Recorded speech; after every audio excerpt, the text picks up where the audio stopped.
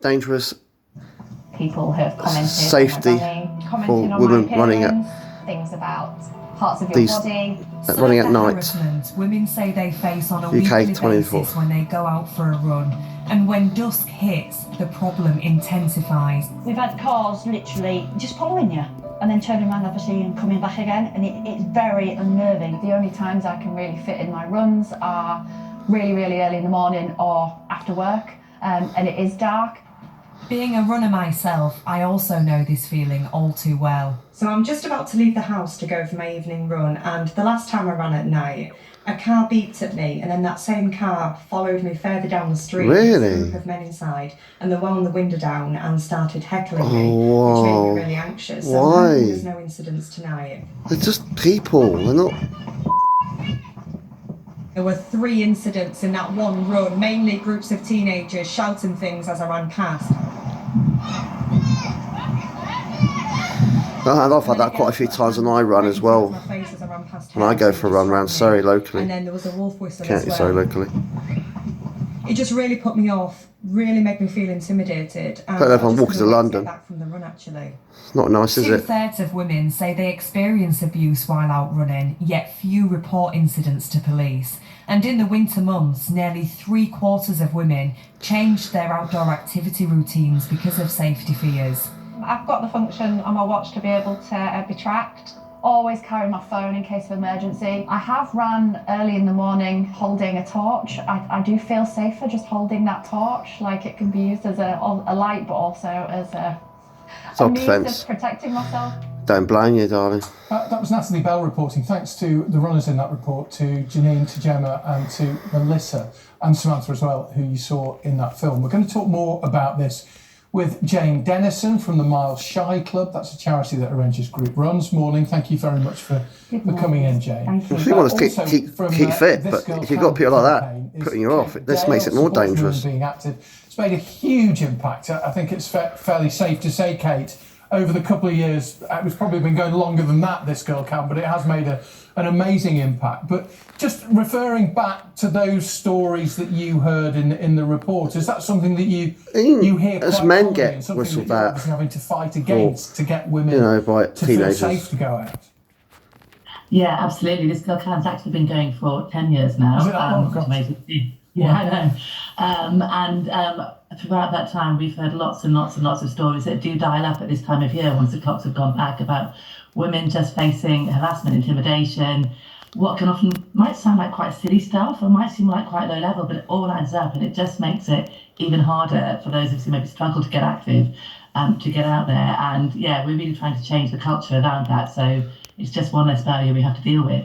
So as a male sitting between two women, one in the studio, one in a big screen, is it down to educating? I mean, please say I would never do it, but it's educating men.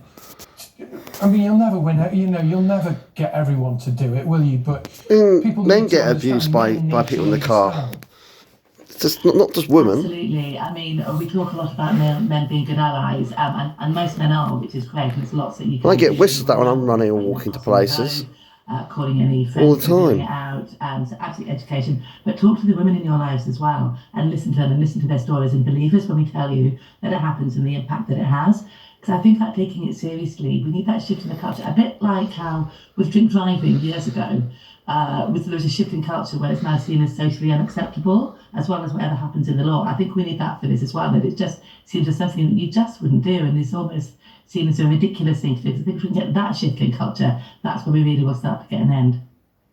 Jane, what do you do if you get, I don't know, catcalled or wolf whistled or whatever? Well, They just ignore it. So Just carry on. Quite experienced when it comes to dealing with it. So, Or bark like a dog, maybe. occasionally we address it. So Probably not a if good there's groups idea. of youths, we'll get them to join in with the session, because a lot of the time it's just boredom on their part. All right. We do tend Nothing to wrong with a dog, encourage maybe. now our members to report it if something happens to them, because whilst one-off incident might not seem that big a deal, if you have multiple incidents building up over time, it does become a big deal. It does become a hindrance Especially if you're to harassed. runners getting out that door to come and meet us, and that makes it completely unacceptable. What you do with your group, I mean, you're a charity, you have more than 1,000 runners, I think, across different groups, don't you? Yeah. Is there safety in numbers? Does that help? Yes, very much so. When I started the group 8 years ago, I had women coming to me to run with us as a group because they were scared to go out on their own. And sadly, that is still the case. We have many members coming to us who just won't run on their own. Even in the daytime, they don't feel safe. They feel safe in the group. And Kate, that idea of finding a group, what's the best way if there's someone watching this who feels they want to go out for a run? I heard someone on the radio yesterday say running's tough, isn't it? It can be tough. And she said you don't have to run for a personal best and run at your max all the time. Just go out and just move. Go for a jog. Then you won't Exactly. be put off by it. But someone who's thinking of doing it wants to do it, but how can they find like-minded women to go with? There will absolutely be groups in your area, so so search for them out and find them. But you shouldn't have to run with other people. If it works for you, a different time of days you want to run on your own, then just get out there and do it anyway. And you're right, it doesn't have to be that you are, training for a marathon or trying to No, out there and movement. exactly. Walking as well is so good for you. The groups are fantastic, and James is amazing. And I've been down there and seen that the camaraderie, the fun, and the joy. Don't be put off thinking I'm not going to be fast enough. I'm going to hold everyone up. Jane will absolutely tell you that we don't do it like that, and it's just the fun of doing it. It's not necessarily about PB. So get out there and do it in a way that works for you. Is my advice to every woman. Find the routes that work for you, that are better lit, that maybe there are other people around, even if you don't want to run with a group. But give running with the groups a try if you haven't, because you'll probably find that there's a like-minded people running at your pace, a joy that comes from that. And this should be about joy and freedom, right? And that's part of what annoys me about all of this, is if we're wary and we're on our guard, we can't get those mental health benefits out of it to the same degree. So find the people who will absolutely support you to do that. Search engines will help you find the ones in your area, or you can come to our website as well. And Jane, Kate there just mentioned routes. Do you change your routes? Obviously, it's dark at night now. It's dark in the mornings as well. Yeah. Do people tell you they have to change their routes? Yeah, sometimes we have to change the routes. We encourage Sometimes people there's to very wear lights nasty when they come people, to us dogs and that don't keep have no us leads going. and they harass you But as a sadly, the jogger. parks that we might have accessed in the summer during the day. And so locally in the county, so You're not locally. going to go in at Which night. don't Well, help. I wouldn't run in a park at night. Well, why not? Well, yeah. Why not? So that they it would ruin be it for people lovely as well. If there was better lighting. You shouldn't in walk those 8 parks, dogs, you we should would walk go 3 or and 4 use the dogs and green have on a space. lead on the canal. But sadly, we On are Ladies Canal sometimes, especially. finding ourselves having It's to run respect. alongside the roads, which Kindness. isn't as pleasant. But it does mean that we are safer. That's a really good point, actually. Why not? I mean, why shouldn't Some we feel dogs are safe intimidating people. to go into Some a park the at majority night? is the owners that intimidate people.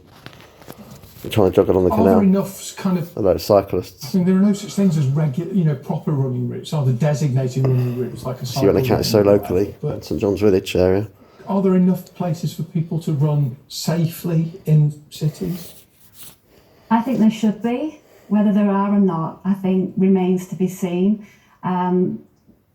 Any experienced runner will know lots of different routes, which is why joining a club is such a great idea, because you can go and explore those routes together in safety. But whether or not Here. there are enough safe routes, I would say no, particularly in inner city areas, on the outskirts of city centres.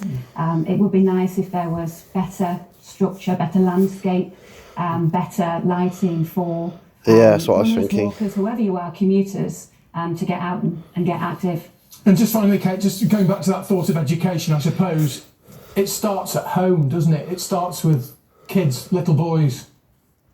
Absolutely. I mean, think about how you're role modelling if there's children, if your parents, if children in your life, aunties, uncles, whoever we are. Think about how we're role modelling in front of them, because I think a lot of it, and it's interesting, I think that Natalie was talking in her report about teenage boys. I think it's probably young men trying to find their tribe, trying to fit in, trying to show off to each other. So if we can start sort of role modelling and showing that's not the way to be a man or to be whatever it is that they're trying to do, I think that's where we can start to bring about They just change. need it, Kate, thank teenage you very much boys. indeed for Need talking to it. us. We're very grateful. Kate Dale from This Girl Can.